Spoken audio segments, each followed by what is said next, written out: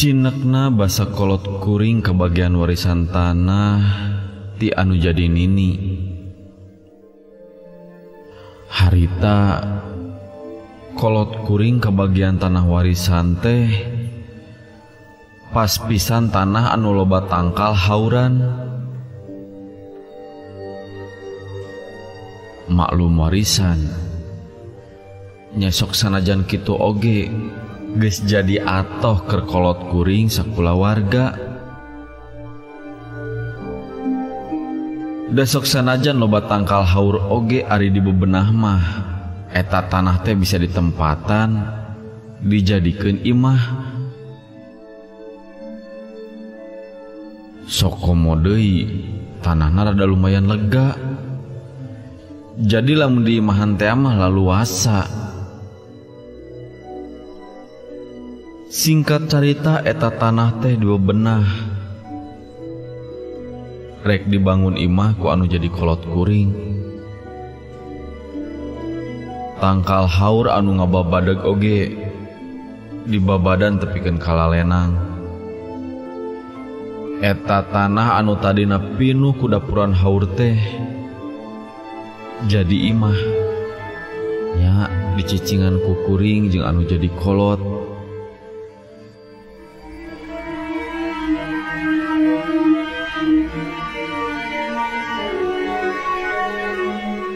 Sanggeus jadi mah malah geus ditempatan. Nah eta imah teh karasana teh hegar.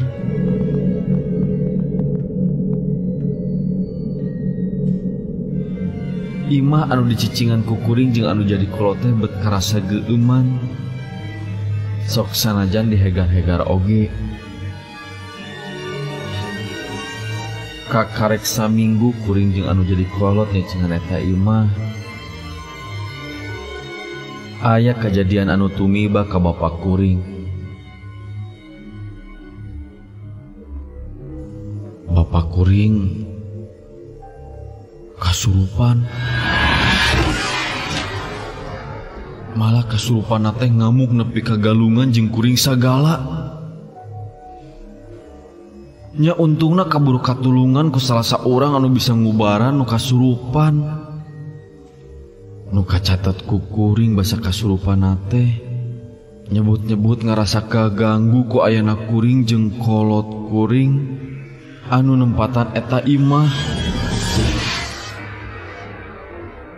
Malah nyebutkeun ka bapak kuring teh eta takrama. Cindekna anu ngageuga eta tempatnya ngarasa kagiridik ku ayana kuring jeung anu jadi kolot.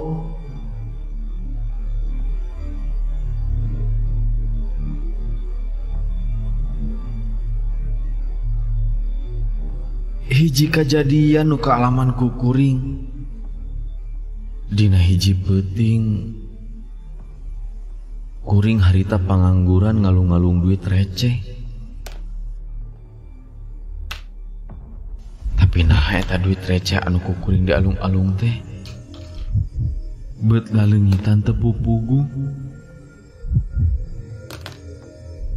Laleungit bari teu kapanggih ka mana leungitna.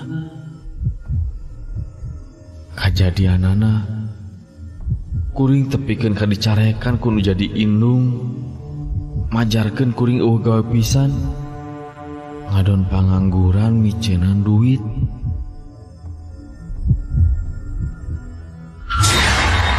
Sanggeus kitu kuring curinghak bari terus nanya kanu jadi indung ngeunaan dedengean. Harita kuring ngadenge recet suara anak hayam ti palebah dapur.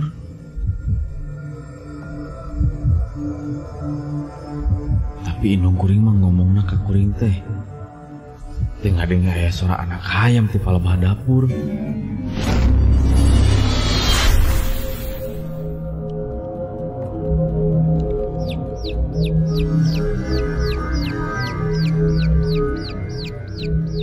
Tapi nah atuh kuring mah beterus kadenge recitna.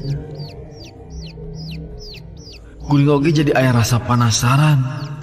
Sok padahal harita kuring tengah daun ngurus hayam, tapi nah atuh di dapur betricit aya suara anak hayam.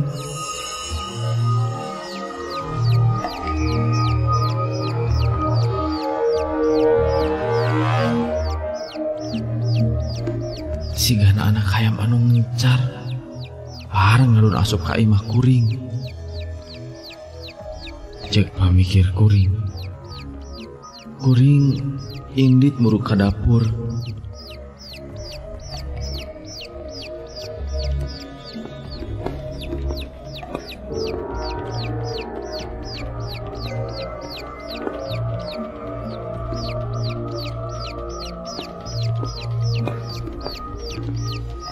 Tapi nah atuh geus kota tangko teteng di teangan. Di dapur teh beueuh nanaon. Tadi kadenge sora ricitna, tapi ari geus di teang ka dapur mah sora ricitna oge jadi leungit. Jeung deui di dapur teh aya hiji-hiji acan anak hayam anu tadi sorana kadenge. Geus jelas eueuh nanaon mah. Kuring oge asup deui ka jero imah.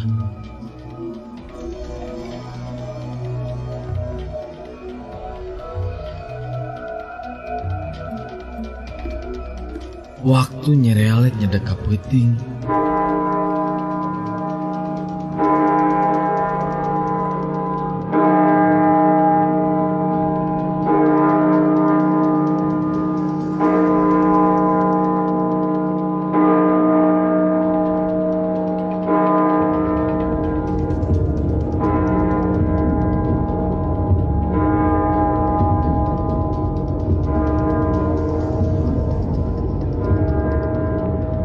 Peuting harita kuring jeung anu jadi indung aya niat sare ngampar di tengah imah. Da kabeneran harita bapak kuring teh keur tugas di gawe peuting. Kuring cinggaloler jeung anu jadi indung di tengah imah. Indung kuring mah harita geus beureum. Kuring masih keneh nyileu.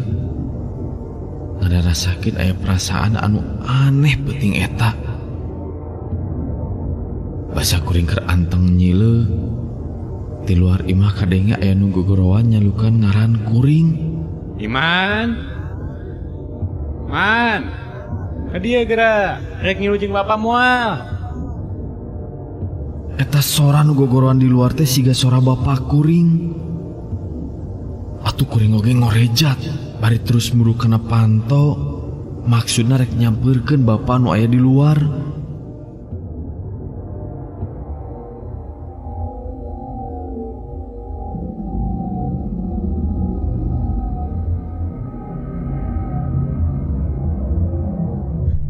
Barang panto dibuka ku kuring. Nah geuning di luar teh beteh saha. Teh urang-urang acan jalma.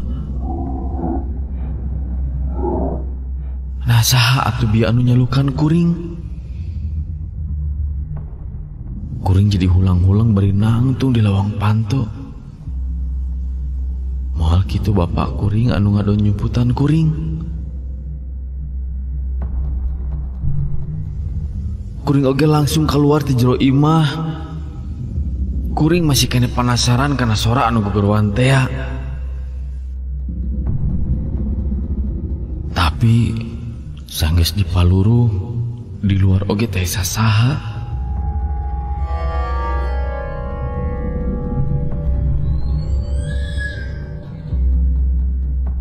Kuring oge langsung asup di ka jero imah. Kuring langsung ngagoledag gigireun indung kuring anu geus sare.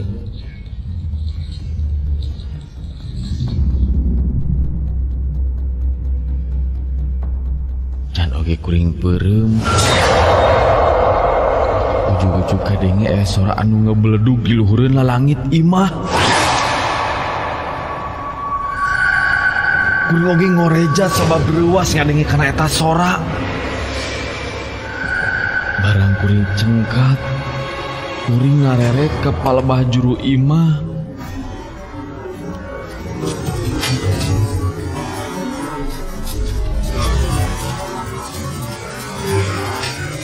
kuring ngagebeg sabab di juri mah ketinggali aya makhluk anu eueuh awakan. Makhluk anu awakna ngan sapotong. Harita kuring burial buncelik ninggali eta makhluk anu aneh.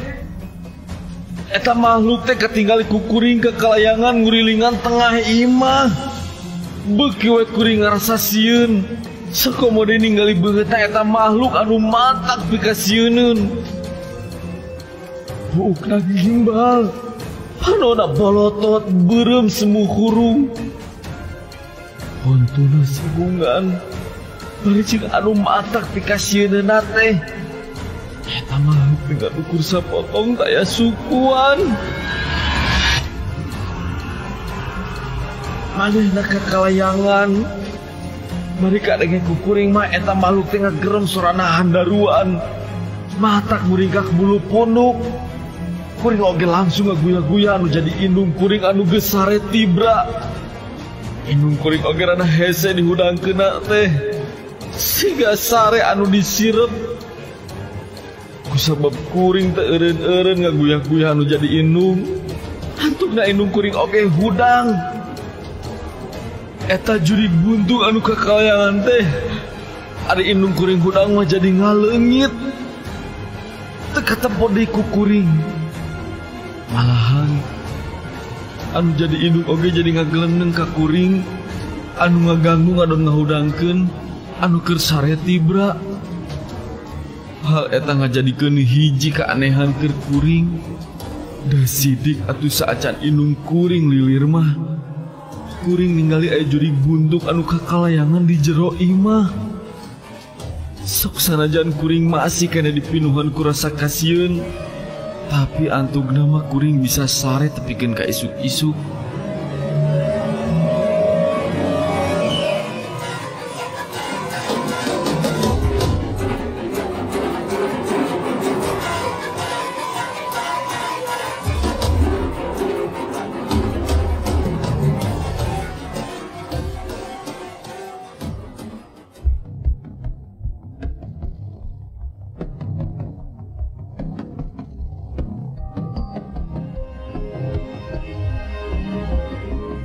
Ya sanggeus kuring sare mah kuring teu ngalaman aya kejadian anu aneh deui.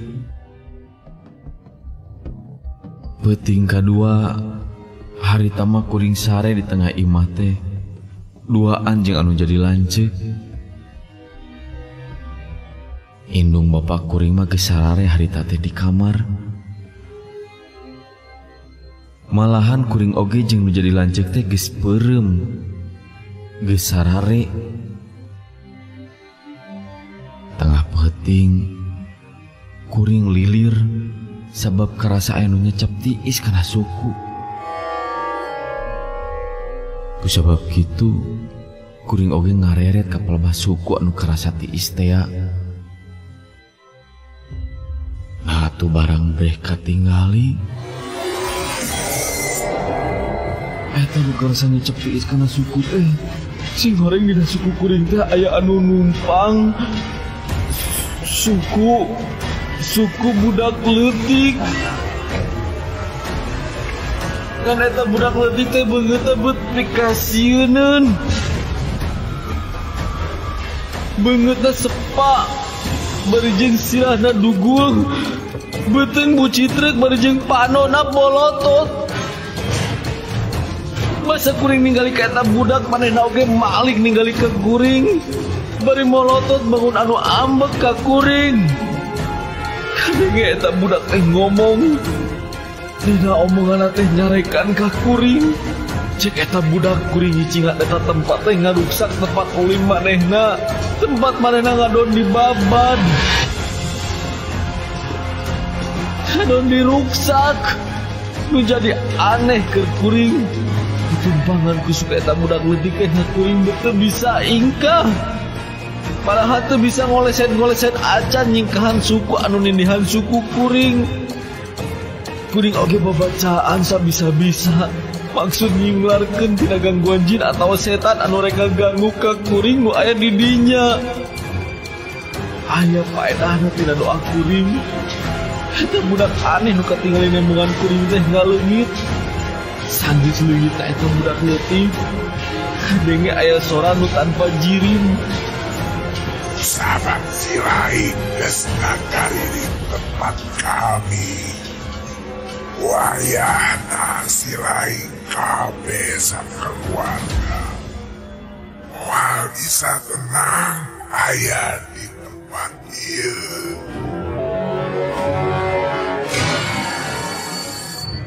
Ngadenge eta sora kuringan ukur bisa pupurungkutan. Nyanggeus ngarasa teh naon deui mah. Kuring oge langsung maksakeun sare.